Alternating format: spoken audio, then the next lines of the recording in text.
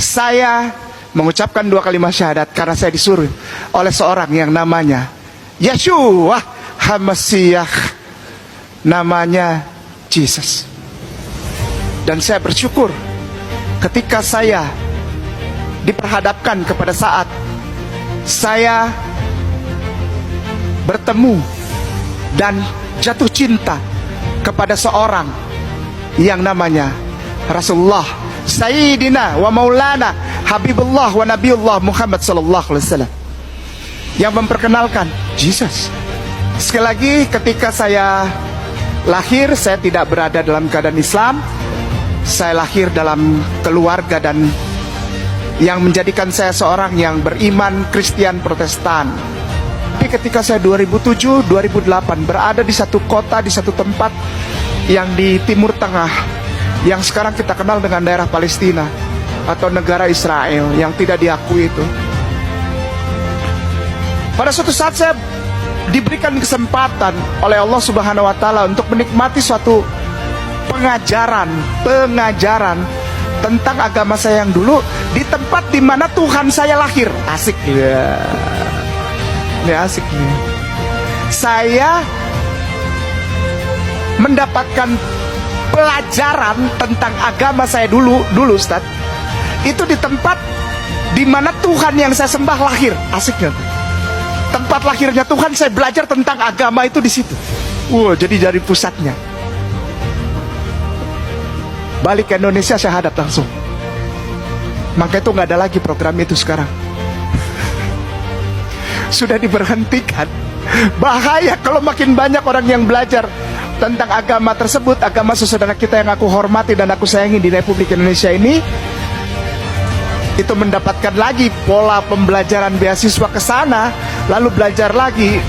Itu nanti bahaya, itu dikhawatirkan banyak lagi yang pulang dari sana bukannya makin kokoh, malah mengucapkan 2 kalimat syahadat. Saya diperhadapkan dengan kata-kata dari seorang manusia yang lahir tanpa pertemuan antara sperma dengan zigot, sperma dengan ovarium, dengan indung telur. Saya diperhadapkan dengan kata-kata yang begitu memukul saya ketika saya membaca tulisan asli bahasa Ibrani dari seorang laki-laki yang dulu saya percaya sebagai Tuhan dan Juru Selamat penebus dosa saya. Kata-katanya itu sangat memukul. Ketika saya di sana, saya diperhadapkan dengan satu deret, satu paragraf pendek. Di kota ini, seorang laki-laki yang dulu saya sembah sebagai Tuhan ini dipanggilnya Isho. IS, jadi Yod Shin, lalu Ain. Isho ditutup dengan Vav pakai nikut. Jadi kalau dibaca Isho Hamasi. Pertama kali saya dengar nama ini, saya sudah asing di telinga saya. Rasa ingin tahu yang mendalam, rasa ingin mengenal lagi, lebih baik lagi sosok yang saya sembah sebagai Tuhan dan penebus dosa ini, justru membuat saya bertemu dan dipertemukan dengan sosok pria dari Makkah. Saya adalah contoh satu dari begitu banyak orang yang dimanusiakan secara sungguh-sungguh dalam pengenalan terhadap sosok pria yang bernama Rasulullah Muhammad SAW. Saya diperkenalkan dengan sosok ini justru bukan melalui pernikahan, bukan oleh pembacaan ayat Quran.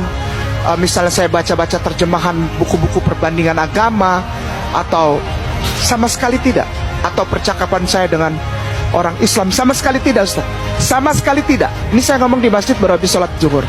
Tidak. Saya justru jatuh cinta dan mencari tahu lebih dalam lagi tentang sosok yang namanya Rasulullah Muhammad SAW ini ibn Abdullah ini dari kitab yang sekarang dikenal oleh saudara muslimin dan muslimah sebagai Bible. Satu paragraf yang disebut sebagai ayat oleh saudara Kristen dan Katolik, yang saya baca dalam bahasa aslinya bunyinya begini: Altit khalon khafa menahma etmat Ahmad Muhammadin bi khasta biallah. Ini bukan bahasa Arab dan ini bukan bahasa Ibrani. Ini bahasa Aramea berdialek Syriak. Sekali lagi, bahasa Aramea berdialek Syriak. Bahasa yang dipakai 82% di kalangan masyarakat Nazaret pada zaman Jesus atau Yeshua HaMashiach atau Isa HaMashiach, Isa ibnu Maryam.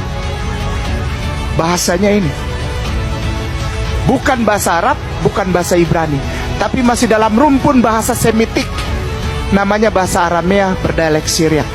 Apa isinya itu? Kata-kata Jesus itu artinya apa? Akan datang setelah aku seorang laki-laki yang tutur katanya manis semata-mata, tak ada dusta pada bibirnya, namanya Muhammad Ahmad. Dia yang akan merubah kamu di hadapan Allah. Dia yang akan menaikkan tingkat hidupmu di hadapan Allah. Mari kita simak Kidung Agung 5:16 bunyinya. Kata-katanya manis semata-mata, segala sesuatu padanya menarik. Demikianlah kekasihku, demikianlah temanku, hai putri-putri Yerusalem. Ya, kalau lihat di Alkitab Indonesia tidak ada. Nah, tapi mereka bilang kalau memeriksa bahasa aslinya maka akan nampak bahwa itu nama Muhammad. Nah, perhatikan yang saya kasih lingkaran itu. Kata Mahmadin, kata-katanya manis semata-mata, segala sesuatu padanya menarik. Demikianlah kekasihku, demikianlah temanku, hai putri-putri Yerusalem. Dan membuktikan bahwa kata ini berbicara mengenai Muhammad. Pertama, cara kata ini dituliskan dalam bahasa Ibrani adalah seperti Mahmad. Ya, sama. Mem, het, mem, dalet. Menjadi jelas sama persis dengan nama Muhammad dalam bahasa Ibrani. Sekarang, saat dituliskan dalam bahasa Ibrani, tidak ada perbedaan antara kata Mahmad dan Muhammad. Karena katanya, kata Muhammad pun itu mem, ket, mem, dalet. Menurut Ben Yehuda's Hebrew English Dictionary, mem, ket, mem, dalet lebih tepat diucapkan dengan Muhammad, bukan Mahmad, yang mana lebih dekat dengan Muhammad. Ben Yehuda's Hebrew English Dictionary mendefinisikan mem, ket, mem, dalet dengan yang dicintai, seorang yang dirindukan, seorang yang terkemuka, seorang yang terpuji. Pengucapan yang benar untuk seorang yang terpuji adalah Muhammad dalam bahasa Arab. Dan ini adalah kata yang sama. Kesimpulannya, jika kitab Kidung Agung pasal 5 membicarakan perihal seseorang yang akan datang setelah masa itu, maka tanpa keraguan Muhammadlah sebagaimana disebutkan namanya.